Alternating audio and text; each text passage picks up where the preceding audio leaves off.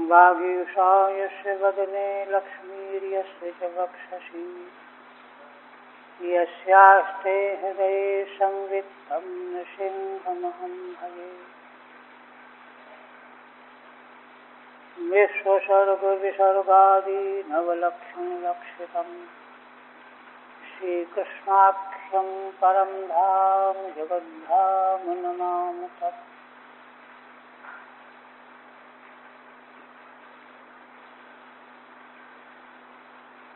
परम आदरणीय यति वृंद, भक्त वृंद एवं श्रोत्र वृंद,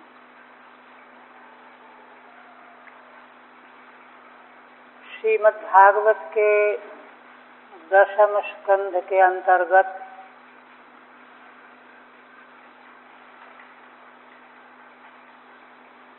श्री भगवान की मंगलमयी लीला के प्रसंग में 23वें अध्याय में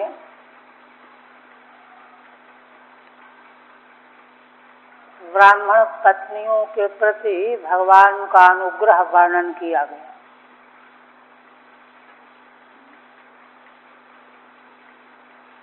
और श्री भगवान का यह अनुग्रह उनके याज्ञिक पतियों पर अनुग्रह करने की दृष्टि से बहुत ही महत्वपूर्ण है। श्री भगवान जीवों के प्रति इतनी करुणा रखते हैं कि प्रत्येक जीव का उद्धार, उसका कल्याण संपादन करना चाहते हैं। तो इसलिए ब्राह्मण पत्नियों पर भगवान का जो अनुग्रह हुआ, वे लौटना नहीं चाहती थीं, किंतु भगवान ने उनको आश्वस्त करके, उनके प्रश्नों का समाधान करके यज्ञ मंडप की ओर रवाना किया, भेजा। वे आई तो उनके पतियों ने किसी प्रकार का दोष दर्शन नहीं किया। बड़े प्रेम से उनको साथ में लेकर के यज्ञ की पूर्णाहुति संपन्न की।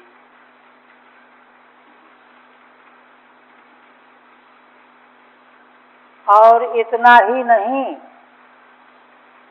क्योंकि श्री भगवान का उन पत्नियों को दर्शन हुआ था, और दर्शन ही नहीं, भगवान ने अपने संकल्प के द्वारा उन याज्ञिक ब्राह्मणों के कल्याण का भी संकल्प कर लिया था। इसलिए अपनी पत्नियों का ही दर्शन करके उन ब्राह्मणों का विचार बदल गया, उनका चित्त शुद्ध हो गया। शुद्ध हो करके उनको ग्लानि होने लगी, हाय हम लोगों ने कितना बड़ा अपराध किया।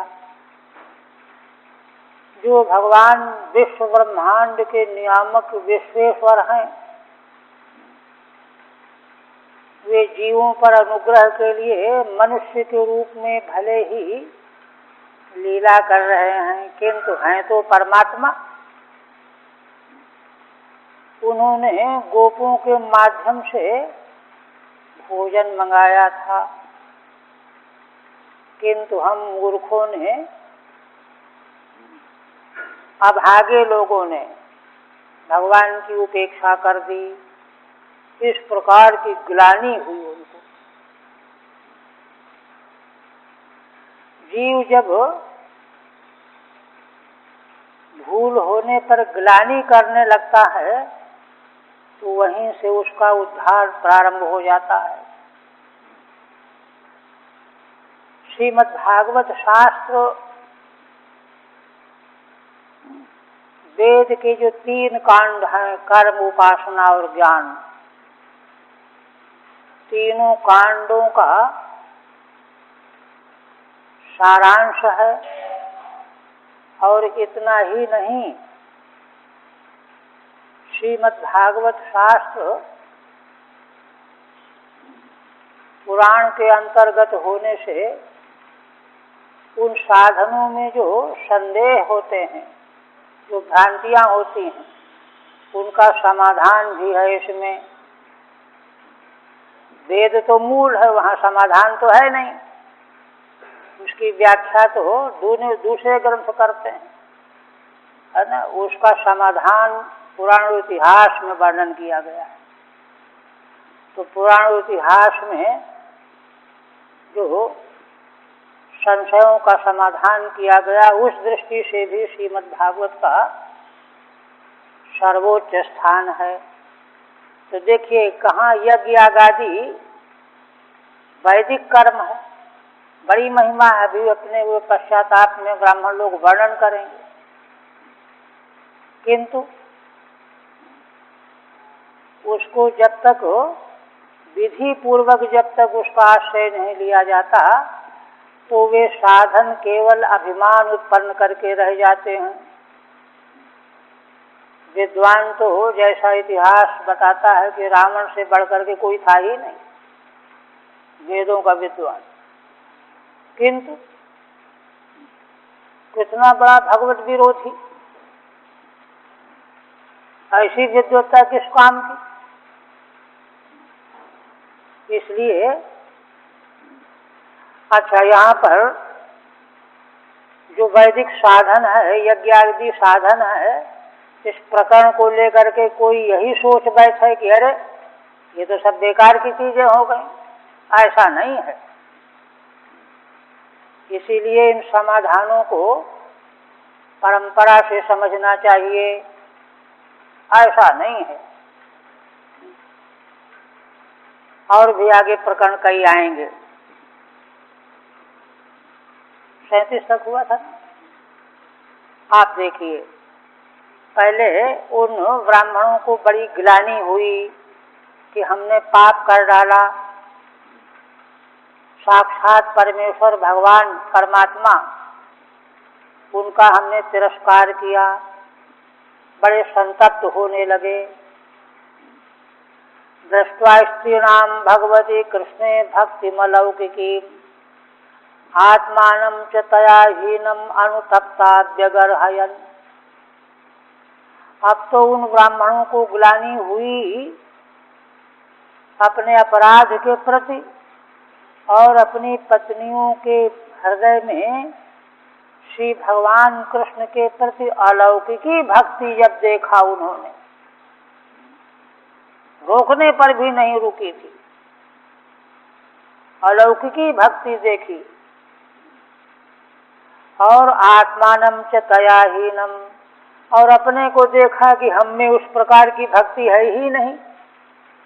तया भक्त्या हीनम आत्मानं दृष्ट्वा, हमारी पत्नियों में भगवान के प्रति अलौकिकी भक्ति मौजूद है, और हम कितने अभागे हैं कि हमारे हृदय में भगवान के प्रति भक्ति बिल्कुल नहीं है। तया भक्त्या हीनम। अब तो यह चिंतन होते ही अनुतप्ता व्यगर्हयन्, बड़े अनुतप्त हो गए, जलने लगे, ग्लानि से ओतप्रोत हो गए, और अपने आप ही अपनी निंदा करने लगे, अपने को धिक्कारने लगे।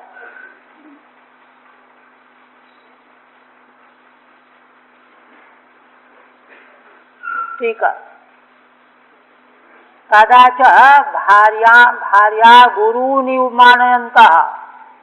श्रीधर स्वामी कहते हैं कि उन याज्ञिक ब्राह्मणों ने अपनी पत्नियों को गुरु की तरह से मानते हुए माना।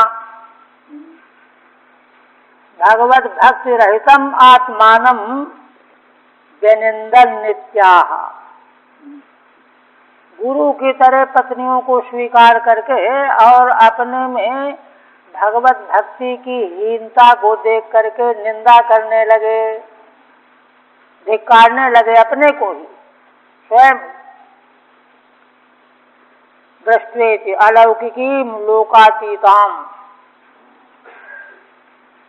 भगवान के प्रति पत्नियों में अलौकिकी भक्ति, लोकातीत भक्ति।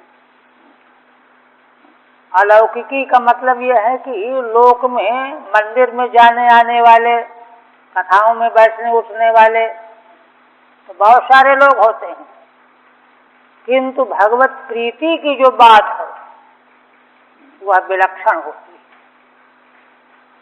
और असल में यही बात वैदिक साधन की भी है। श्रीमद् भागवत के संबंध में प्रश्न करते समय ऋषियों ने ये प्रश्न उठाया है सूत जी के समक्ष कि सूत जी, हम लोग वैदिक मार्ग का पालन करते हुए साधन में लगे लगे मरने के करीब आ गए और हमको अब तक शांति नहीं मिली, ये क्या बात है? हमने सुना है कि वैष्णव लोग मोह ममता का त्याग कर देते हैं और उनको भगवान का साक्षात दर्शन मिल जाता है, तो ये कैसे मिल जाता है, हमको क्यों नहीं मिला? ये प्रश्न है मूल में। श्रीमद् भागवत के आरंभ का बीज है यह। हाँ, तो उसका मतलब क्या हुआ कि हम जो है साधन के रिपीटिशन में लगे हुए हैं, किंतु उसके लक्ष्य से दूर पड़े हुए हैं। आगे फिर जो है सूत जी ने रहस्य का उद्घाटन करते हुए बताया ये विशेष बात। तो उसी संबंध में वैदिक साधन अंतःकरण को शुद्ध करके और भगवान की ओर ले जाने वाला है पक्के तौर पर। जहाँ लग साधन वेद बखानी, सब कर फल हरि भगति भवानी। किंतु यदि साधन में लगा हुआ मनुष्य भी भगवान की भक्ति से वंचित बना हुआ है, इसका मतलब साधन का उसने सांगोपांग उपयोग नहीं किया, इसलिए वह भगवत भक्ति से वंचित रह गया। यही बात जो है इनके ब्राह्मणों के उद्गार से स्पष्ट की जा रही है।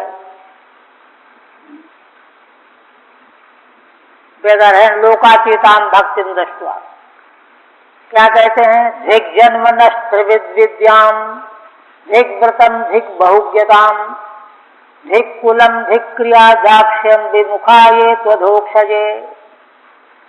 ब्राह्मण कहते हैं, अरे हम ऊंचे कुल में जन्म लेने वाले हैं, हमारे इस जन्म को धिक्कार है। त्रिविध, 3 प्रकार का जन्म उत्कृष्ट जन्म माना गया है। एक तो विशुद्ध माता पिता, कुलीन माता पिता के द्वारा जन्म हो एक, इसको शुक्ल जन्म कहते हैं। शुक्ल माने विशुद्ध जन्म। और दूसरा यज्ञोपवीति होकर के वेदाधिकार प्राप्त करना, ये सावित्र जन्म है। गायत्री का अधिकार प्राप्त होना ये दूसरा जन्म है। और इसके बाद दीक्षा, याज्ञ की दीक्षा तीसरा जन्म है। तो तीनों प्रकार के जन्म हमने प्राप्त किए हैं, हमारे हुए हैं। शुद्ध ब्राह्मण के कुल में जन्म हुआ, यज्ञोपवीत होकर के गायत्री प्राप्त किया, सावित्र जन्म हो गया। और दीक्षा जन्म भी हुआ, यज्ञागादिकों का हमने अनुष्ठान किया। तो ये तीनों जो प्रकार के जो हमारे जन्म हैं, जो बड़े महत्वपूर्ण हैं, इनको धिक्कार है। धिक जन्मन त्रिविद विद्याम, त्रिविद विद्याम माने वेदत्रयी ऋक यजुषाम, उसको भी धिक्कार है। धिक व्रतम धिक बहुज्ञताम, और जो हमने व्रत धारण किया है, वेद का स्वाध्याय करने के लिए अखंड ब्रह्मचर्य व्रत का पालन करना और बहुत प्रकार के नियमों का पालन करना, क्या फायदा हुआ, क्या मिला? धिक बहुज्ञताम, हमने बहुत शास्त्रों का अध्ययन किया, बड़ा ज्ञान प्राप्त किया, तो हमारी बहुज्ञता को भी धिक्कार है। धिक कुलम धिक क्रिया दाक्ष्यम विमुखा ये त्वधोक्षजे। धिक कुलम का अर्थ है, जाकर में प्रयोग आया है, आत्मानम गार्ग्यत्वेन विकथते, प्रयोग आया तद्धित प्रकरण। अपने को बढ़ चढ़ करके कह रहा है कि देखो मैं गर्भकुल में पैदा हुआ हूं, ऐसा कह करके दूसरों के सामने अपनी उत्कृष्टता प्रकट कर रहा है। वही है, माने इस प्रकार का उत्कृष्ट कुल होने पर भी धिक्कार है। धिक कुलम धिक क्रियादाक्ष्यम, क्रियादाक्ष्यम माने जो साधन संबंधी वैदिक क्रियाएं उनमें बड़ा कुशल है व्यक्ति। आजकल के तो कर्मकांडी क्रिया का ठीक ठीक प्रयोग नहीं कर पाते। यज्ञ में कुशकंडिका आदि बड़े कठिन क्रिया के स्वरूप हैं। विमुखा ये त्वधोक्षजे, क्यों यह सब होने पर भी इनको क्यों धिक्कार रहे हैं? कहते हैं कि विमुखा ये त्वधोक्षजे, जब हम लोग भगवान से विमुख ही बने रह गए तो यह सब होने से क्या फायदा हुआ, क्या लाभ मिला?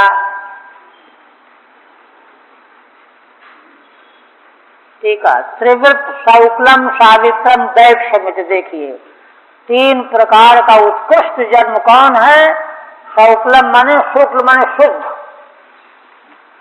शुद्ध जिनमें किसी प्रकार का कुल परंपरा से कोई दोष नहीं आया आज तक, शुद्ध ब्राह्मण से उत्पन्न संतान। और सावित्रम वही यज्ञोपवीत के बाद जो गायत्री मंत्र का अधिकार प्राप्त होता है। और दैक्षम माने यज्ञ की दीक्षा वाला। तीनों प्रकार के जो ये उत्कृष्ट जन्म हमको प्राप्त हुए हैं, इनको धिक्कार है। इति त्रिगुणितम जन्म, त्रिगुणित जन्म यही त्रिवृत जन्म है। त्रिवृत माने 3 आवृत्ति वाला जन्म, 3 प्रकार से। इनमें कोई भी अगर त्रुटि है तो गड़बड़ है। इसलिए नहीं कि जिस किसी को जनेऊ पहना दिया जाएगा तो वो ऐसा वैसा हो जाएगा, ये कुछ नहीं है। व्रतम ब्रह्मचर्यम, ब्रह्मचर्य व्रत का पालन किया, गुरुकुल में रह करके वेदों का अध्ययन किया। क्रिया कर्माणि दाक्ष्यम च, कर्मों का अनुष्ठान करना, दक्षता कुशलता, कोई काम बड़े ढंग से करना। क्रिया दाक्ष्यम इत्येकम वा पदम, क्रिया को अलग कर लो, दक्षता को अलग कर लो, अथवा दोनों को एक पद बना करके क्रिया की दक्षता। धिक इत्यधिक्षेपे, ऐसा बार बार धिक कह करके आक्षेप अपने ऊपर स्वयं कर रहे हैं। विभीषण ने रावण को लंका में बहुत बार संबोधित किया, यहाँ तक कि रावण ऊब गया। छोटा भाई समझ के प्रेम तो करता था, लेकिन ऊब गया। जब देखो तब नीति की बात, जब देखो तब नीति की बात। अंत में चिढ़ करके फटकार करके भगा दिया, चले आए। कह दिया कि जो है मैं टूट जाऊंगा, 2 टुकड़े हो जाऊंगा, झुकूंगा नहीं। विभीषण बार बार यही समझाते थे कि भगवान के चरणों में चलो, देवी सीता को साथ में लेकर के, ये हमारे बस का नहीं है। दुधा भज्येयमप्युतो न नमेयम कदाचन, ये तो भगवान की अनुग्रह जब अनुग्रह प्राप्त होता है तब विनम्रता आती है अपने दोषों के प्रति, तब ग्लानि होती है। इसलिए ये ब्राह्मण जो है अपने को धिक्कार रहे हैं, दुखी हो रहे हैं। बेगरह धिगित बेगरह नित्यर्थ। अच्छा ठीक है, रह गई ना। हाँ, धिग अधिक्षेपे माने अपने के द्वारा अधिक्षेप करना। ये वयम त्वधोक्षजे विमुखा, जो हम लोग श्री भगवान से विमुख बने हुए हैं, इतने सब गुणज्ञता और सब साधन होते हुए भी तेषाम जन्मादि तत्सर्वम भेगित व्यगरहयन नित्यर्थः। ऐसे हम लोगों के ये सारे के सारे साधन जो हमको उपलब्ध हुए हैं, प्राप्त हुए हैं, सबको धिक्कार है, क्या लाभ हुआ। इस तरह से अपनी ग्रहणा की। आप कहते हैं नूनम भगवतो माया योगिनामति मोहिनी यद वयम गुरयो नीणाम स्वार्थे मुह्यामहे द्विजाः। अब फिर ब्राह्मण विचार करने लगे कि आखिर हम लोग इतने ज्ञानी समझदार होते हुए भी यह कमी हम में क्यों रह गई, भगवान के प्रति प्रेम हमको क्यों नहीं मिला। तो कहते क्या है, नूनम भगवतो माया योगिनामपि मोहिनी। कहते निश्चित है कि श्री भगवान की माया योगियों को भी मोहित कर लेने वाली है। हम क्या चीज हैं, बड़े बड़े योगी भी भगवान की माया से मोहित हो जाते हैं, इसलिए वे इधर उधर भटक जाते हैं। इस तरह से हमारे भी मोहित होने का यही कारण है। यद वयम गुरवो निराम स्वार्थे मुह्यामहे द्विजाः। कहते हैं कार्य को देख करके कारण का अनुमान। क्या कार्य है, यद वयम गुरवो निराम। हम ब्राह्मण, वैदिक ब्राह्मण मनुष्यों के गुरु कहे जाते हैं, है ना। जन्मना ब्राह्मणों गुरु होता ही है। मनुष्य मात्र के गुरु होते हुए भी, द्विज ब्राह्मण होते हुए भी स्वार्थे मुह्यामहे, अपने ही स्वार्थ के पद, स्वार्थ माने है ना, स्व माने स्वकीय, अर्थ माने प्रयोजन, भगवान का दर्शन, भगवत प्राप्ति, ये स्वार्थ है। उसी के संबंध में हम मोहित हो गए। ठीक है नहीं। फिर कहते हैं, इसके बाद तीसरी जगह ध्यान गया उनका। अहो पश्यत नारीणामपि कृष्णे जगत गुरौ दुरंत भावम यो विध्यन मृत्युपाषाण गृहाभिधान। कहते हैं कि देखो कितने आश्चर्य की बात है ना, इन स्त्रियों की भी, भगवान श्री कृष्ण सारे संसार के गुरु हैं, उनमें इन स्त्रियों की कितनी उत्कृष्ट भक्ति बनी हुई है। अहो पश्यत नारीणामपि कृष्णे जगत गुरौ। जो भगवान श्री कृष्ण जगत के गुरु हैं, उनके प्रति उनमें इन स्त्रियों को जो है दुरंत भाव की प्राप्ति हो गई। दुरंत भावम, दुरंत भाव माने ऐसा प्रेम कि नित्य बढ़ता जाए, न्यून न हो, कम न हो, ऐसा भाव स्त्री जाति की होते हुए भी, है ना। लक्षण क्या है, यो विध्यन मृत्युपाषाण गृहाभिधान। क्योंकि देखो इन स्त्रियों ने, घर गृहस्थी क्या है, मृत्यु के रस्से हैं। घर गृहस्थी सांसारिक जीवन जो है मृत्यु की रस्सी है। पास माने रस्सी, है ना। बहुवचन इसलिए है कि घर गृहस्थी का रास्ता कोई एक ही थोड़ा ही है, हजारों रस्से हैं बांधने वाले, मृत्यु के पास। जिसको घर कहा जाता है वह क्या है, मृत्यु के पास हैं, रस्से हैं, जिनमें बंद पकड़ करके बंद करके मरना है, घुट घुट करके जीना है। ये है घर। जिनका घर नाम से कथन किया, गृहाभिधान, जिनको घर नाम से कहा जाता है, घर गृहस्थी कहा जाता है, ये वस्तुतः क्या है, मृत्यु की ओर ले जाने वाले रस्से हैं। जैसे हत्यारा मांसाहारी जो है बकरों को पकड़ के ले जाता है मार डालने के लिए, उसी तरह से घर गृहस्थी क्या है, मृत्यु के रस्से हैं, अब पकड़े हुए हैं, मरने का इंतजार कर रहे हैं। ये है घर गृहस्थी।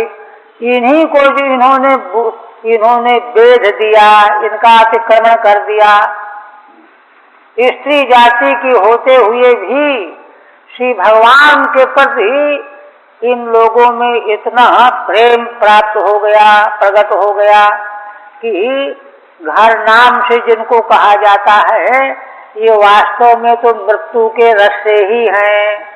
इसको इन्होंने खंड खंड कर डाला, तोड़ डाला, अतिक्रमण कर डाला, नष्ट कर डाला, माने अपने को बचा लिया। अपने को कौन बचाता है? जो भगवान के चरणों में पहुंच जाता है।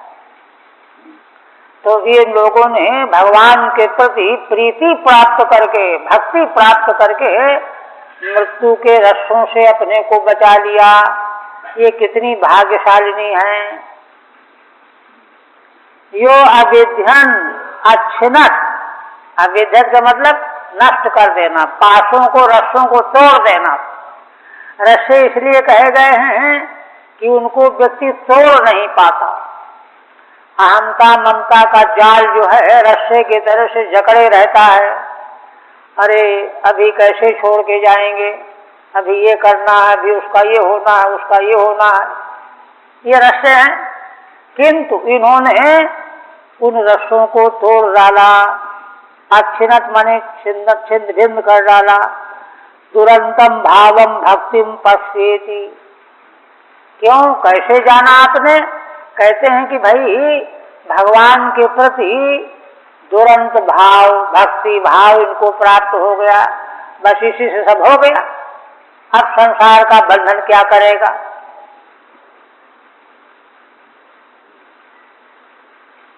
अब तुलना करते हैं, कहते हैं कि देखो तो हम अपने को बड़ा ऊंचा समझते हैं और बड़ा कर्मकांडी और ऐसा वैसा, इनमें अपने से तुलना करते हैं तो इनमें तो कुछ भी वो चीजें नहीं गिना रहे हैं। ना आसाम दुजात संस्कारो ना निवासो गुरावती, एक एक गिना रहे हैं। ना तो इन स्त्रियों का दुजातियों के संस्कार किए गए, एक पवित्र आदि कहाँ होते हैं। ना निवासो गुरावती, अच्छा ये भी नहीं है कि गुरुकुल में जाकर के इनको वेद का अध्ययन करने के लिए निवास करने को मिला हो कि भाई चलो यज्ञोपवीत तो नहीं होगा लेकिन गुरुकुल में रह ले, ऐसा नहीं है, ये भी नहीं है। ना तपो ना मीमांसा, तप भी नहीं है इनमें। ना तपो ना मीमांसा, और वेद के ज्ञान कांड में ब्रह्मसूत्र आदि के द्वारा आत्म तत्व ब्रह्म तत्व का चिंतन विचार किया जाता है। पूर्व मीमांसा उत्तर मीमांसा, यह भी नहीं है इनमें। न शौचम न क्रिया शुभा, और इनमें उस प्रकार का शौच शुद्धि भी नहीं है, क्योंकि मासिक धर्म आदि से अनिवार्य अशुद्धि आ जाया करती है, वैसी शुद्धि स्वाभाविक नहीं है, प्राकृतिक नहीं है। न क्रिया शुभा, और शुभ क्रियाएं भी इनमें नहीं है। द्विजात संस्कार उपनयनम क्रिया संध्योपासनादय, संध्या बंदन आदि ये शुभ क्रियाएं, निष्काम कर्मयोग जिसको कहते हैं।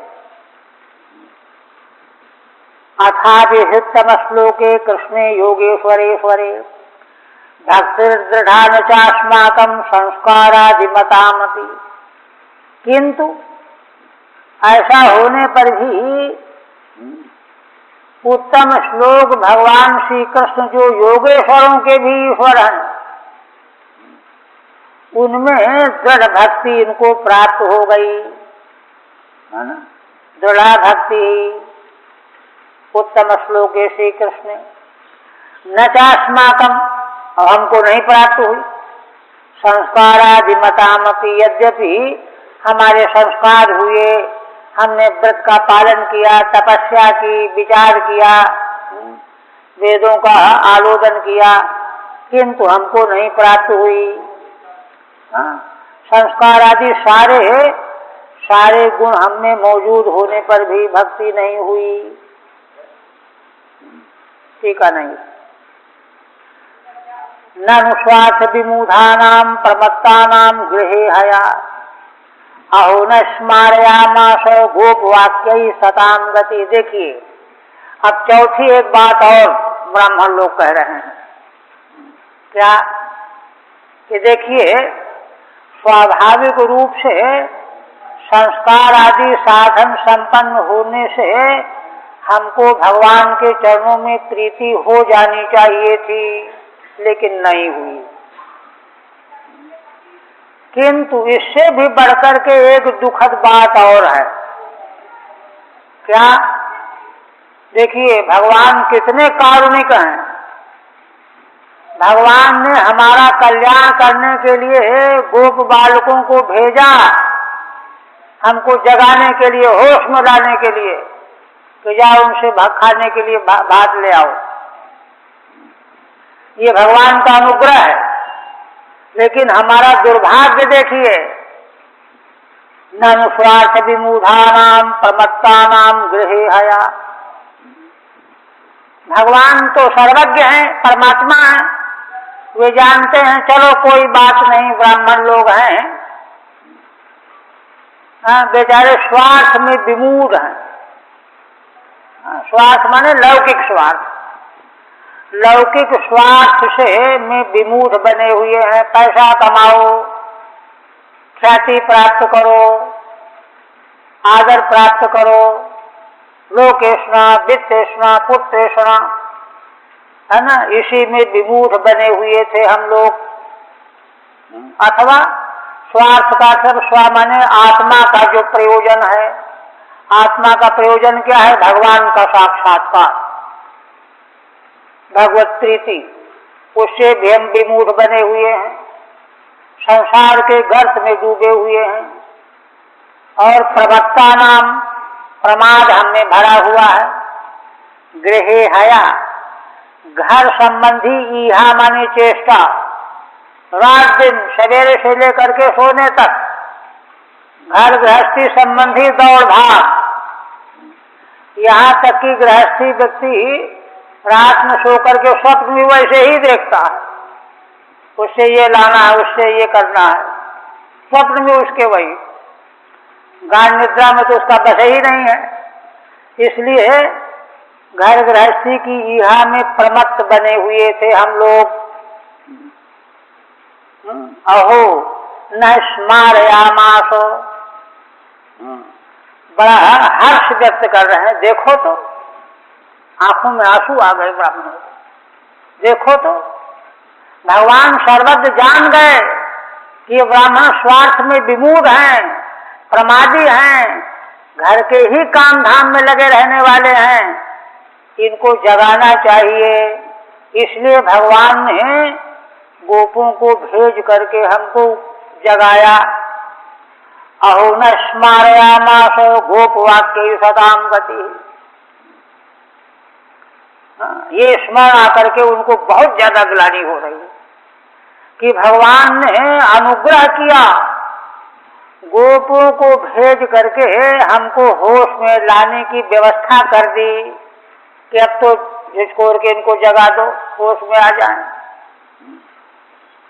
गोपों के वाक्य के द्वारा, वे तो भगवान ने जो जैसा कहा था वही तो आके कहा उन्होंने, उनके अपने वाक्य तो थे नहीं, है ना। प्रयोजक करता तो भगवान ही, ये तो प्रयोज्य करता है, गोप वाक्य ही, है ना। किन्होंने स्मरण दिलाया? सदाम गति ही, जो भगवान सत्पुरुषों की परम गति है। सत्पुरुषों की गति तो भगवान ही है। उन्होंने कितनी बड़ी कृपा की हम लोगों पर, लेकिन हम कितने बड़े अभागे निकले। गोपों के द्वारा हमको स्मरण कराया, जगाया, स्मरण कराया, किंतु हम फिर भी नहीं समझ पाए। तो आप कहते हैं, देखिए इस पर उनको बड़ा विश्वास हो रहा, देखिए, तर्क जो है ये भी हो सकता है कि क्या पता भगवान के मन में उद्धार की बात न रही हो, ऐसा तर्क कोई करे। ये तो आप कल्पना कर रहे हो कि भगवान ने हमको स्मरण दिलाने के लिए गोपों के द्वारा कहलवाया, उस पर हेतु दे रहे हैं। क्या? अन्यथा पूर्ण कामस्यो कैवल्याद्याशिषाम पते। देखिए, असल में अपनी पत्नियों का दर्शन करके उनमें सारा विकार दूर हो गया, निर्मल हो गए ब्राह्मण। अब उनके मन में जो स्फूर्ति आ रही है वह प्रामाणिक रूप से आ रही है। ये तो जब दोष होते हैं तो स्मृति जो है प्रामाणिक भी आने लगती है। पक्का कर रहे हैं, कहते हैं कि नहीं तो माने भगवान ने गोपों के द्वारा हमको स्मरण ही तो दिलाया, नहीं तो उनको क्या ऐसी आवश्यकता थी कि भोजन मांगने के लिए भेजते। अन्यथा पूर्ण कामस्यो कैवल्याद्याशिषाम पते। आखिर भगवान के बारे में जानते तो हैं ये भी लोग भी, भगवान तो पूर्ण काम है, उनको कभी कोई इच्छा होती ही नहीं है। और कैवल्याद्याशिषाम पते, कैवल्यादि, कैवल्य सबसे बड़ा फल है, आशीर्वाद है ना। सारे फलों के भगवान देने वाले, अर्पण करने वाले पति हैं, स्वामी हैं। उनको ऐसे भगवान को, पूर्ण काम भगवान को, कैवल्यादि जीवों को देने का सामर्थ्य रखने वाले भगवान को हम लोग तो उनके अधीन हैं, ईशितव्य हैं, नियम्य हैं, उनके अधीन है।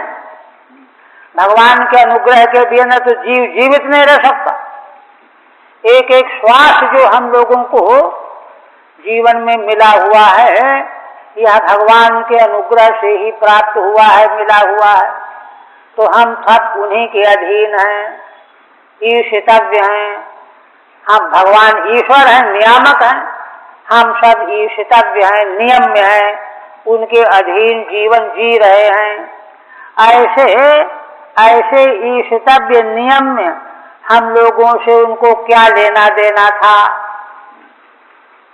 किमस्माभि ईशस्यैतद् विडम्बनम्, ईश्वर के लिए, भगवान के लिए तो यह विडम्बना ही है ना। कैवल्यादि का दान करने वाले भगवान भोजन मांग रहे हैं कि जाओ भोजन मांग लाओ, ये तो विडम्बना ही है, लीलानुकरण है। लीलानुकरण के अलावा उनको क्या मतलब है। इसलिए भगवान की लीला व्यर्थ नहीं हुआ करती। यह लीला भगवान ने इसीलिए रची कि इन ब्राह्मणों को स्मृति आ जाए। तो जब देखिए, बिल्कुल क्रमबद्ध है बात ये, जब स्मृति इससे नहीं आई तब भगवान ने उनकी पत्नियों पर अनुग्रह किया और परंपरा से जो है स्मृति दिलाई। वही तदभिन्नत्व नियम। भगवान तो संकल्प कर चुके थे कि इनका उद्धार करना। पहले इस अध्याय के आरंभ में ही श्रीधर स्वामी ने उपक्रम बताया है कि विप्र पत्नी जिसको पति ने आने नहीं दिया भगवान को प्राप्त हो गई, एक ये, और दूसरा ये कि ब्राह्मण पत्नियों के बहाने ब्याज से उन पर तो अनुग्रह करना ही है, इनके बहाने याज्ञिक ब्राह्मणों पर भी भगवान अनुग्रह करना चाहते हैं। क्योंकि इतने जो है प्रमादी हैं कि सीधे जब अनुग्रह स्मरण कराने के लिए गोपों को भेजा तो होश आया ही नहीं इनका, वैसे ही प्रमादी बने रह गए। तब इनकी पत्नियों के द्वारा उनको होश दिलाया भगवान ने, उसी का परिणाम है, इसलिए कल्याण भागी हो गए। तो नहीं तो भगवान को यह लीला करने की क्या आवश्यकता थी। किंतु भगवान ने जीव के प्रति हित करने के लिए, अनुग्रह करने के लिए, सारी लीलाएं भगवान की जीवों पर अनुग्रह करने के लिए ही हुआ करती हैं। ठीक है नहीं? हित्वान्यान भजते यम श्री पादस्पर्शाशया सकृत आत्मदोषापवर्गेणो तद्यांचा जन्मोहिनी। कहते हैं कि एक हेतु और दे रहे हैं। कहते हैं क्योंकि देखिए भगवान को जब व्यक्ति पहचान जाता है तो सारी संगति लग जाती है। इसलिए क्या कहते हैं, हित्वान्यान भजते यम श्री लक्ष्मी जी की सेवा भक्ति सारे देवतागण लगे रहते हैं, करते रहते हैं कि हमारी ओर एक बार अनुग्रह करके देख लें, किंतु बड़े बड़े नियम का पालन करते हैं, किंतु लक्ष्मी जी उनकी ओर देखती भी नहीं है। सबको छोड़ करके क्या चाहती हैं, अन्यान हित्वा यम भगवंतम श्री भजते। श्री लक्ष्मी जी जिन भगवान की सेवा करती हैं, भजन करती हैं, चिंतन करती हैं, किस लिए करती हैं, उनको कुछ लेना है क्या भगवान से? तो कहते नहीं, पाद स्पर्शा सया सकृत, भगवान के चरणों का स्पर्श मिल जाए, एक ही बार सही भगवान के चरणों का स्पर्श प्राप्त हो जाए, है ना, इस आशा से दूसरे देवताओं की प्रार्थना की उपेक्षा करके भगवान का भजन करती रहती हैं, है ना, नियम का पालन करती हैं, नियम में लगी रहती हैं। और देखिए आगे और कह रहे हैं, कहते हैं कि लक्ष्मी जी जो है शांत होकर के माला लेकर के बैठे, ये बड़ा कठिन काम है, क्योंकि बहुत चंचला है लक्ष्मी जी। इसीलिए कहते हैं आत्मदोष लक्ष्मी जी का स्वाभाविक दोष है चंचलता। आत्मदोषापवर्गेणो, भगवान सुखदेव जी कहते हैं। यहाँ तो खैर ब्राह्मण कह रहे हैं कि लक्ष्मी जी का अपना दोष क्या है, चंचलता। उनका मन स्थिर ही नहीं रहता। हम माला लेकर के बैठेंगे तो कितनी देर मन लगेगा, किंतु भगवान के चरणों का स्पर्श प्राप्त करने के लिए देखिए इतनी लगन उनमें बढ़ जाती है कि अपनी चंचलता वाला दोष छोड़ देती हैं। संकल्प पूर्वक अब इतने 6 महीने हमको कहीं भी नहीं जाना है, 6 महीने हमको यही करना है, ये है आत्मदोषापवर्गेणो। ऐसा करके, है ना, नियम में लग जाती हैं श्री लक्ष्मी जी। ऐसे भगवान देखिए, और श्री लक्ष्मी जी देखिए सारे संसार के प्राणियों को अन्न वस्त्र खाना पीना सुख सब देने वाली है, सब कुछ देने वाली वही। गोस्वामी जी ने तो यहाँ तक कहा है कि सृष्टि स्थिति संहार कारिणी, वही भगवती सृष्टि करती हैं, पालन करती हैं, संहार भी करती हैं, सब कुछ वही करती हैं। किंतु भगवान के चरणों का स्पर्श एक बार मिल जाए, इसके लिए कितनी बड़ी साधना में लग जाती हैं। आप सोचो कि वे भगवान जो हैं भोजन मांगेंगे गोपों के द्वारा। भगवान की यह लीला जो है सारे संसार को मोहित करने वाली है, कौन मोहित नहीं हो जाएगा, है ना। कहते तद्यांचा जगम जन मोहिनी, भगवान की यह लीला गोपों के द्वारा ब्राह्मणों से भोजन मांगने की लीला अपने भक्तों को जीव मात्र को मोहित करने वाली है। इसलिए यह भगवान की लीला मोहन करने के लिए है और कुछ नहीं है। वास्तव में तो उन्होंने हम लोगों पर अनुग्रह किया था, स्मरण दिलाया था लेकिन हम कितने अभागे निकले कि हमको होश नहीं आया, फिर भी भगवान ने हमको त्यागा नहीं, हमारी पत्नियों पर अनुग्रह करके उनके माध्यम से हमारा उद्धार कर दिया। ये आत्मनो दोषात वर्गेण चांचल्य गर्वादित्यागेन। श्रीधर स्वामी कहते हैं कि श्री लक्ष्मी जी एक बार भगवान के चरणों को छूने के लिए भगवान का भजन करते रहते, नियम लेकर के 6 महीने 1 वर्ष। आत्मदोष उनका वही है, चंचलता और गर्व आदि। गर्व भी है, जगत जननी है, अधिष्ठात्री है, तो इन दोषों को दूर करके, नहीं तो देखो जो अपने को गुणों में बहुत बढ़ा चढ़ा माने बैठा है, अब कारण भी है, भगवान ने श्री लक्ष्मी जी को अपने वक्षस्थल में निवास दिया है कि नहीं, तो कितना बड़ा जो है उनका महत्व है, महिमा, प्रतिष्ठा है, स्वयं भगवान उनकी प्रतिष्ठा किए हुए, तब फिर क्या कहना है। तो इसलिए गर्भवादी को आने नहीं दिया। भगवान के प्रति तो वे सब प्रकार से रोम रोम समर्पित है लक्ष्मी जी का। तो ऐसे भगवान के द्वारा याचना, भोजन की याचना जनमोहिनी, संसार को मोहित करने वाली ही है एक। और उसके बाद सबसे बड़ा सिद्धांत और कह रहे हैं, क्या कहते हैं, देशः कालः पृथक द्रव्यम मंत्र तंत्र योगनयः देवता यजमानश्च क्रतुर्धर्मश्च यन्मयः। देखिए यह श्लोक 2 बार आया इसी अध्याय में।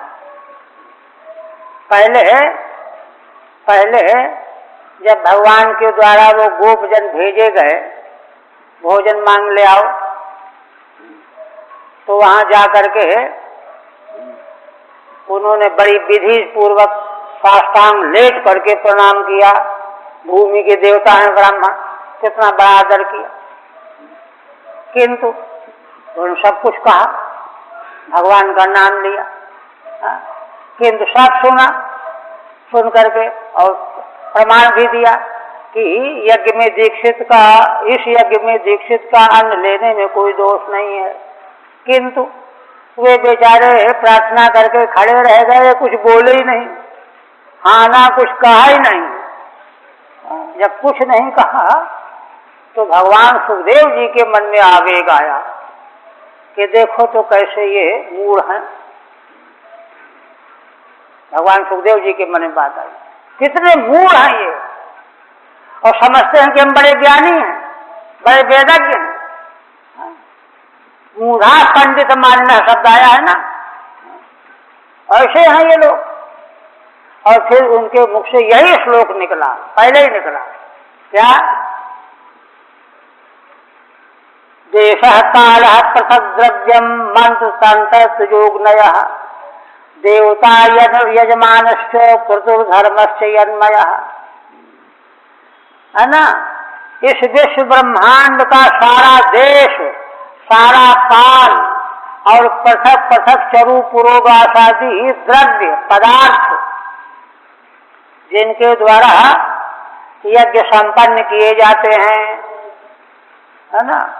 श्रीमद् भागवत के दूसरे स्कंध में जहाँ ब्रह्मा जी ने श्री नारद जी के प्रश्न का उत्तर देते हुए भगवान के स्वरूप का वर्णन किया है और भगवान ने कैसे सृष्टि बनाई यह वर्णन किया है, निरूपण किया है। और भगवान के संकल्प का वर्णन करके फिर वहाँ कहा है कि द्रव्य देश काल स्वभाव कर्ता यह सब भगवान ही बने हुए हैं। ब्रह्मा जी वहाँ कहते हैं कि वत्स नारद, इस रूप में जब मैंने भगवान का दर्शन किया, क्या दर्शन किया कि भगवान के अलावा अणु मात्र भी कोई वस्तु अलग कुछ भी नहीं है। तब मैंने क्या किया कि भगवान के उन्हीं अवयवों से मैंने साकल्य बनाई, तैयार की, द्रव्य बनाया, उषा बनाया, मंत्र बनाया, विधि बनाई। ये सब मैंने भगवान के अंगों से, अवयवों से लेकर के, जैसे मृत पिंड का ढेर लगा हो, कुलाल जो है कुम्हार मिट्टी का टुकड़ा लेकर के घट बनावे, फिर टुकड़ा लेकर के कुल्हड़ बनावे, है ना, सकोरा बनावे, कई चीजें बनावे। वैसे ही ब्रह्मा जी, है ना, भगवत तत्व की राशि से निकाल निकाल करके उषा, है ना, साकल्य, तिलजवादी, जल, है ना, मंत्र, तंत्र माने विधान, देवता, ये सब प्रकट किया, बनाया। और बना करके ये सब सामग्री बनाई, यज्ञ की, याज्ञिक सामग्री, और बना करके इन सबों के द्वारा उन्हीं भगवान की मैंने आराधना की, पूजा की। इन्हीं सब भगवान के अंगों से बनी हुई सब सामग्रियों के द्वारा मैंने भगवान की आराधना की, पूजा की। फिर मेरे बाद मेरे पुत्रों ने, मरीचि आदिकों ने, ऋषियों ने किया, देवताओं ने किया, ये सब वर्णन वहां पर है। तो उसी से एक वाक्यता करके समझना चाहिए। देश काल पृथक पृथक, द्रव्य चरु पुरोगास आदि, मंत्र, तंत्र माने विधान, ऋत्विज यज्ञ में मंत्र बोलते हैं, अग्नियां, देवता, यजमानश्चो, देवता जिनकी पूजा की जाती है, यजमान जो यज्ञ का कार्य संपन्न करते हैं, क्रतु माने यज्ञ, और धर्म माने उससे प्रकट होने वाला अपूर्व नाम का फल। अपूर्व, धर्म माने अपूर्व, मीमांसकों का अपूर्व। ये सब के सब भगवानमय हैं। तो भगवान सुखदेव जी ने पीछे यही श्लोक कह करके, हूबहू यही, एक एक शब्द वही है, कह करके कहते हैं कि उन भगवान की ये लोग उपेक्षा कर रहे हैं, कितने मूढ़ हैं याज्ञिक ब्राह्मण, ये इनकी दो कौड़ी की भी अकल नहीं है, पंडित मानी है, ये कहो। किंतु जब भगवान का अनुग्रह इनको मिल गया, प्राप्त हो गया, तो वही बात अब इनको खुद दिखाई देने लगी।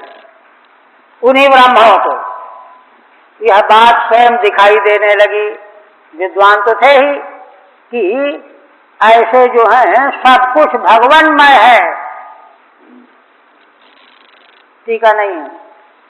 शैष भगवान साक्षात विष्णु योगेश्वरेश्वर, ऐसे जो भगवान सर्वमय है, सर्वात्मा है, वे ही भगवान साक्षात विष्णु योगेश्वरों के भी ईश्वर हैं।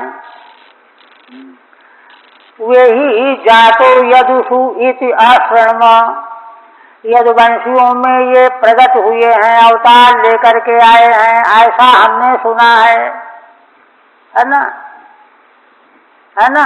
यपि मूढ़ा न विद्महे, सुना तो है ऐसा ऋषियों के द्वारा, विज्ञों के द्वारा, किंतु सुनने पर भी हम कितने मूढ़ हैं कि जान नहीं पाए।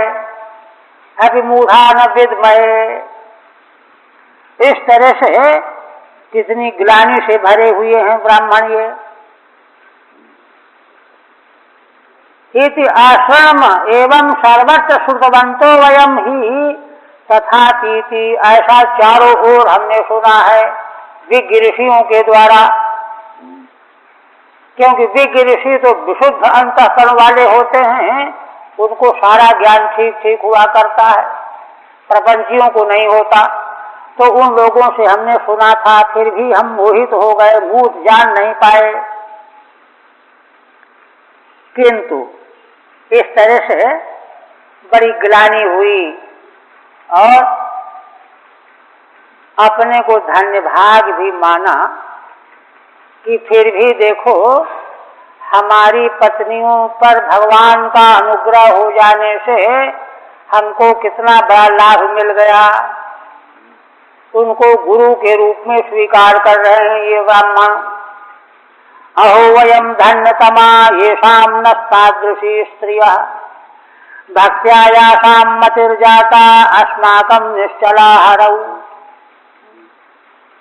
कहते हैं कि अरे देखो कितने आश्चर्य की बात है कि हम लोग तो महामूढ़ सिद्ध हो गए, प्रमादी, अभागे, किंतु कितने बड़े आश्चर्य की बात है कि हम ऐसी भगवान की भक्त स्त्रियों के पति होकर के धन्यतम हो गए, है ना। वयम धन्यतमा, अतिशय धन्य धन्यतमा, अतिशय धन्य हो गए, है ना। ये सामने तादृशी स्त्रियां, जिन हम लोगों की वैसी स्त्रियां हमको प्राप्त हुई हैं। ये सामने तादृशी स्त्रियां भक्त्या यासां मतिर्जाता अस्माकं निश्चला हरौ। कहते हैं कि क्यों, तो कारण बता रहे हैं। कहते हैं कि श्री भगवान के प्रति इनके हृदय में जो भक्ति भाव है उसको देख करके हमको भी भगवान की भक्ति प्राप्त हो गई, है ना।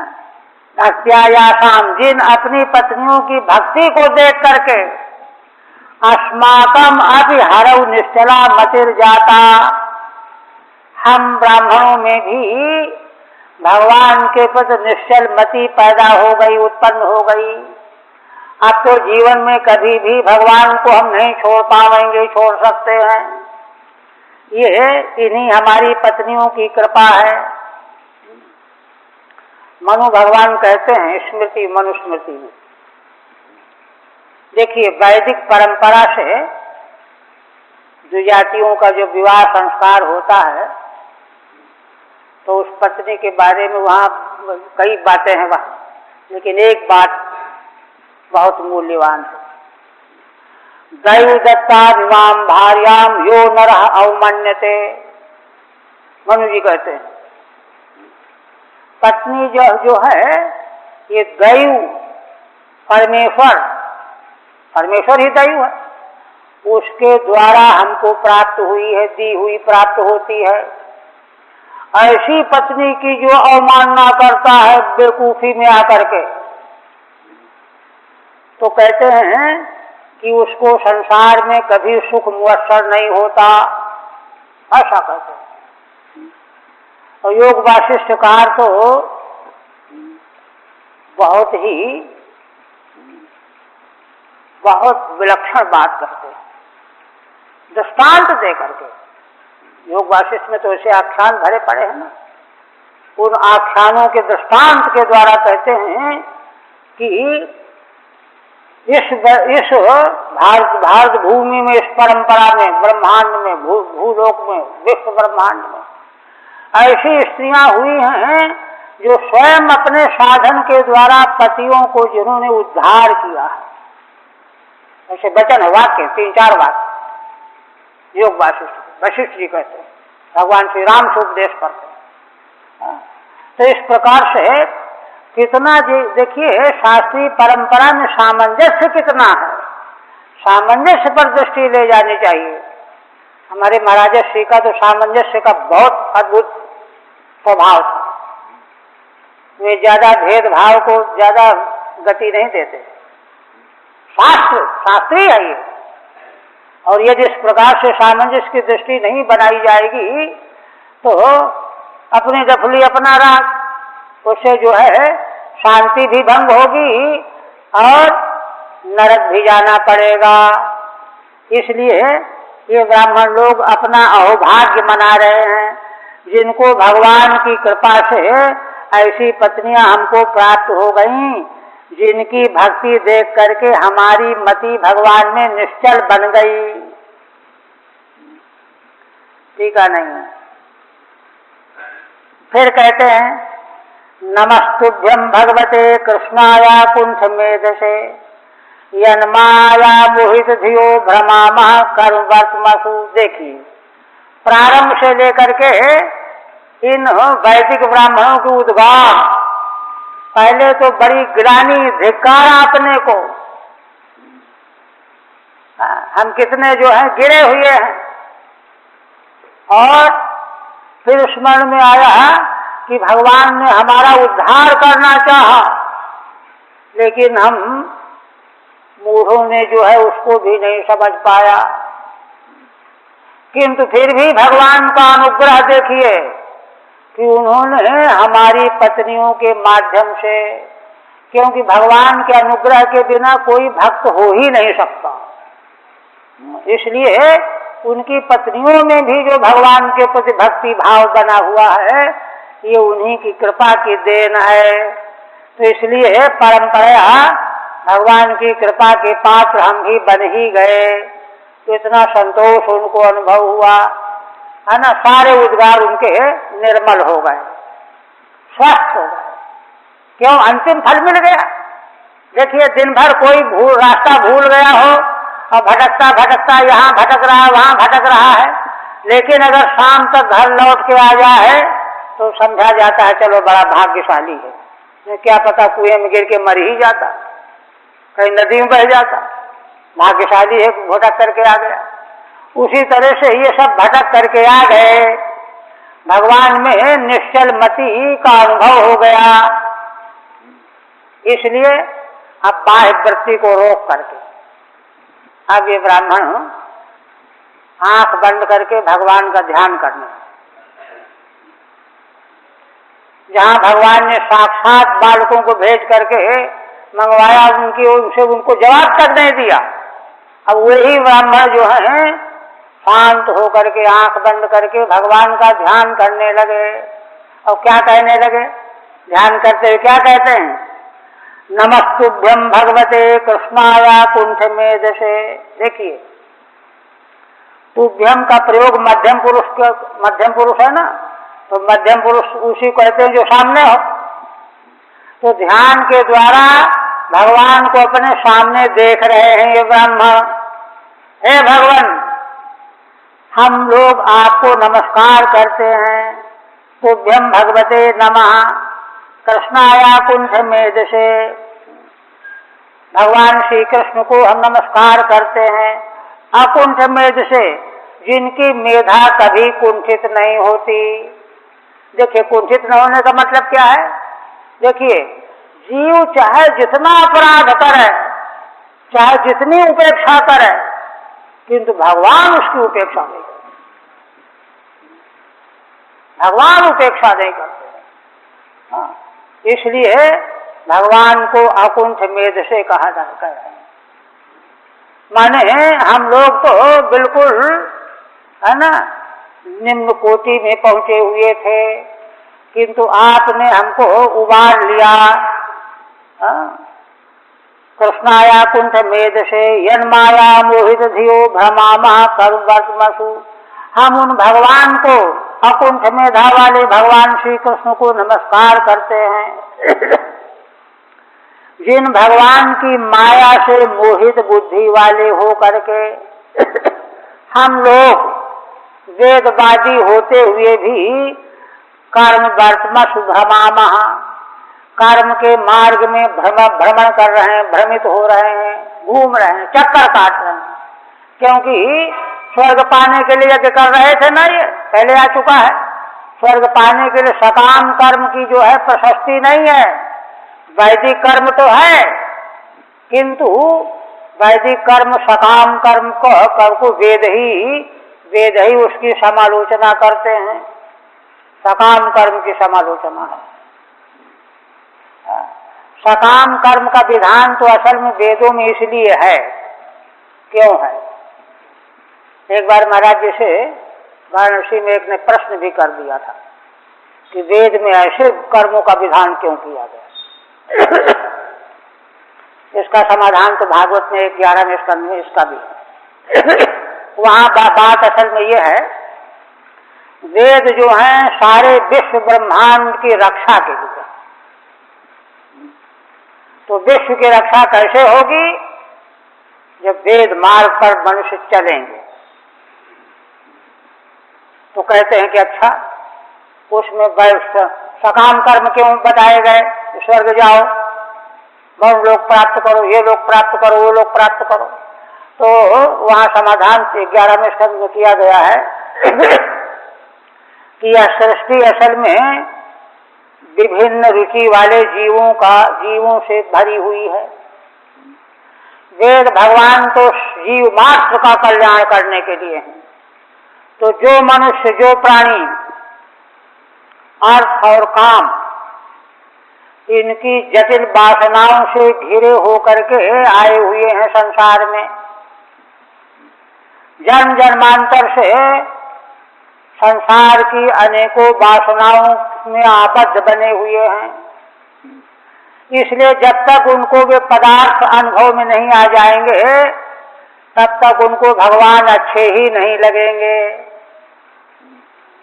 अच्छा, तो अब ये बात है मूल में। तो अब क्या होगा कि वे उन अपनी वासनाओं को पूरा करने के लिए क्या करेंगे?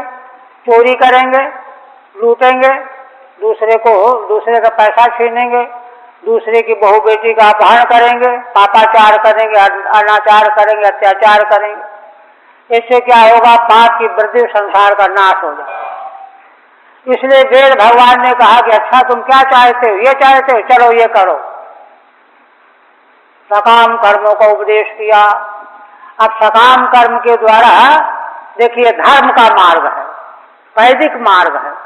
इस मार्ग के द्वारा जब वस्तु प्राप्त कर ली जाएगी संसार के भोग संबंधी, तो उस वस्तु का अनुभव करके उसको संतोष मिल जाएगा, तृप्ति आ जाएगी, संतुष्ट हो जाएगा और फिर उसके मन में उससे वैराग्य हो जाएगा।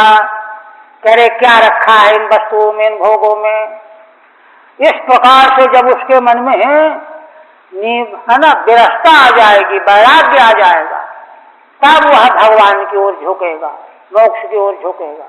इस प्रकार से वेद भगवान अपने समग्र उपदेश के द्वारा जीव मात्र को किसी को ऊपर पहले उठाते हैं, उत्कृष्ट बनाते हैं, उत्कृष्ट बन करके है ना अपनी वासनाओं से वह ऊपर उठ जाता है, तब उसको भगवान की ओर जाने की सुविधा मिल जाती है।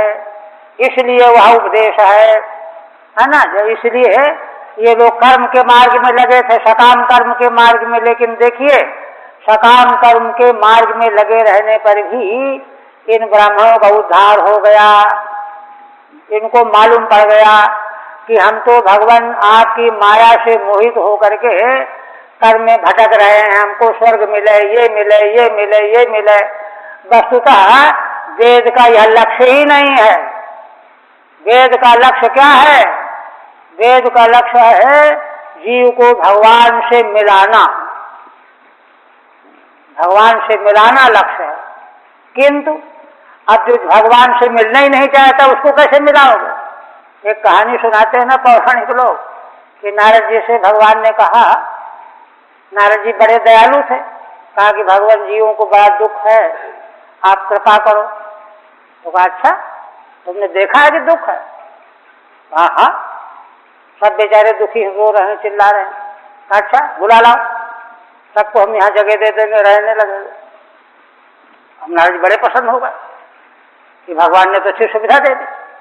आए दौड़े दौड़े, हाँ चलो सब लोग, भगवान ने आज्ञा दिया है बैकुंठ चलो। तो लोग कहने लगे महाराज अभी तो समय नहीं है।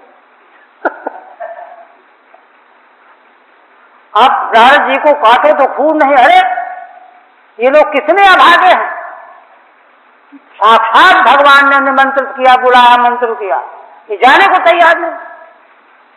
अब तो लौट करके नारद जी गए भगवान के पास, बड़े दुखी। भगवान ने कहा क्या बात? नारद जी क्या बात? लाए लोगों को? कहा अरे भगवान रोने लगे, क्या बताऊं, कितना भागा संसार है ना।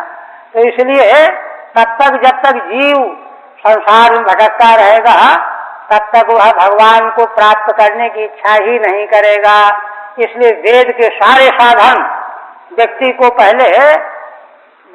पहले उसके योग्य बनाने के लिए कहे गए हैं। अतः कहते हैं भ्रमामः कर्म वर्तमसु। हे भगवान, माने भगवान का साक्षात आंख बंद करके ब्राह्मण लोग दर्शन करके भगवान से उनको प्रणाम करते हैं और उनके सामने अपना भाव व्यक्त कर रहे हैं कि हम लोग तो आपकी माया से मोहित होकर के भटक रहे हैं। सवैनाद्यः पुरुषः स्वमाया मोहितात्मनाम् अभिज्ञातानुभावानां सन्तुमर्हत्यतिक्रमम्। फिर कहते हैं ऐसे जो भगवान आदि परम पुरुष परमात्मा है, वे भगवान, हमारी यही प्रार्थना है कि वे भगवान अपनी माया से मोहित हम लोगों को, उन्हीं की माया से हम लोग मोहित हैं, है ना। इसीलिए अभिज्ञातानुभावानाम, हम भगवान के प्रभाव को बिल्कुल जानते ही नहीं है, मूढ़ बने हुए हैं, मोहित बने हुए हैं। ऐसे हम लोगों से जो अतिक्रम हो गया, पाप हो गया, अपराध हो गया, आपके प्रेमी भक्तों ने भोजन मांगा, हमने उनको नहीं दिया, ये अपराध हो गया, है ना। तत् अतिक्रमम क्षंतुम अर्हति, वह अपराध आप कृपा करके क्षमा करने के योग्य हैं। इस तरह से भगवान की शरण में आकर के वे क्षमा मांग रहे हैं। ठीक है, नहीं है। फिर कहते हैं इति स्वाघमनुस्मृत्यो कृष्णेते कृतहेलनाः विदृक्षवोप्यच्युतयोः कंसात् भीता न चाचलन। भगवान सुखदेव जी अंतिम में उपसंहार करते हुए कहते हैं कि इस प्रकार से उन याज्ञिक ब्राह्मणों को अपने पाप की स्मृति आ गई, समझ गए कितनी बड़ी जो है हमने यह मूर्खता की है, अपराध किया है, पाप किया है। उसका स्मरण जो है, अनुस्मृति का मतलब उनके मन से यह बात जा नहीं रही थी, हमने ऐसा पाप कर डाला, ऐसा पाप कर डाला, ऐसा पाप किया। अनुस्मृत्य कृष्णेते कृतहेलना, क्यों? भगवान श्री कृष्ण के प्रति हमारी अवहेलना रूप है यह पाप। इसलिए मन ही मन क्षमा तो भगवान से मांग लिया और मन में आया कि चल करके भगवान का दर्शन भी करें। दिदृक्षवोप्यच्युतयो कंसात् भीता न चाचलन। दोनों भगवान श्री कृष्ण बलराम का दर्शन करने की उनके मन में इच्छा तो आई, किंतु उनको क्या हुआ? कंसात् भीता न चाचलन, कंस से भयभीत भी थे कि देखो मथुरा में रहते थे ना, तो कंस का बड़ा अत्याचार था, इसलिए उससे भयभीत होकर के कि जाएंगे तो इसको पता चल जाएगा तो यह चिढ़ जाएगा, नाराज हो जाएगा, इसलिए उससे भयभीत होकर के गए नहीं। दूसरी बात यह है कि चूंकि सकाम कर्म के मार्ग में लगे हुए थे, अब तो भगवान की पहचान तो अब इनको हुई है ना, अब धीरे धीरे भगवत भजन करते करते सारा भय निकल जाएगा, दूर हो जाएगा। फिर जो है एक कंस क्या सैकड़ों कंसों का भी कोई भय नहीं रह जाएगा। किंतु अभी सकाम कर्मठ होने से कंसात् भीता न चाचलन, कंस से भयभीत होकर के चले नहीं। न चाचरण तयोर दर्शनाय न जगमुहु। भगवान श्री कृष्ण बलराम का दर्शन करने की इच्छा तो थी, बड़ी अभिलाषा थी, लेकिन हिम्मत नहीं पड़ी जाने की। हरि ओम तत्सत्। श्रीमद्भागवते महापुराणे यज्ञ पत्नी धर्म नाम त्रयोविंशोऽध्यायः। अब तो नया अध्याय कल ही शुरू करेंगे।